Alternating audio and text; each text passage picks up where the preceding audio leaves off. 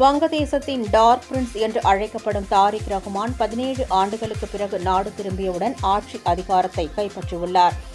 வங்கதேசத்தின் 13வது நாடாளுமன்ற தேர்தலில் முன்னாள் பிரதமர் கலிதா ஜியாவின் மகன் தாரிக் ரஹ்மான் தலைமையிலான PNP என்னும் வங்கதேச தேசியவாத கட்சி ஆட்சியை கைப்பற்றியுள்ளது.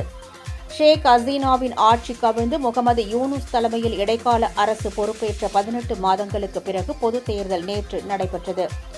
இந்த தேர்தலில் ஷேக் ஹசீனாவின் அவாமி லீக் கட்சிக்கு தடை விதிக்கப்பட்ட நிலையில் வங்கதேச தேசியவாத கட்சி மற்றும் அதன் கூட்டாளி கட்சியான ஜமாத்-இஸ்லாமி இடையே நேரடி போட்டி நிலவியது. மொத்தம் 300 வங்கதேச நாடாளுமன்ற தேர்தலில் வேட்பாளர் ஒருவரின் மறைவு காரணமாக ஒரு தொகுதியில் தேர்தல் ரத்து செய்யப்பட்டது. இந்நிலையில் வியாழக்கிழமை பதிவான வாக்குகள் எண்ணப்பட்டு முடிவுகள் அறிவிக்கப்பட்டுள்ள நிலையில் 212 தொகுதிகளுக்கு மேல் வெற்றி பெற்று வங்கதேச தேசிய கட்சி தனி பெரும்பான்மையுடன் ஆட்சியை கைப்பற்றியுள்ளது. அக்கட்சியின் தலைவர் ரகுமான் போட்டியிட்டு 2 தொகுதிகளிலும் வெற்றி பெற்றுள்ளார் என்பது குறிப்பிடத்தக்கது. இதையடுத்து வங்கதேச பிரதமராக தாரிக் ரஹ்மான் பதவியேற்கவுள்ளார்.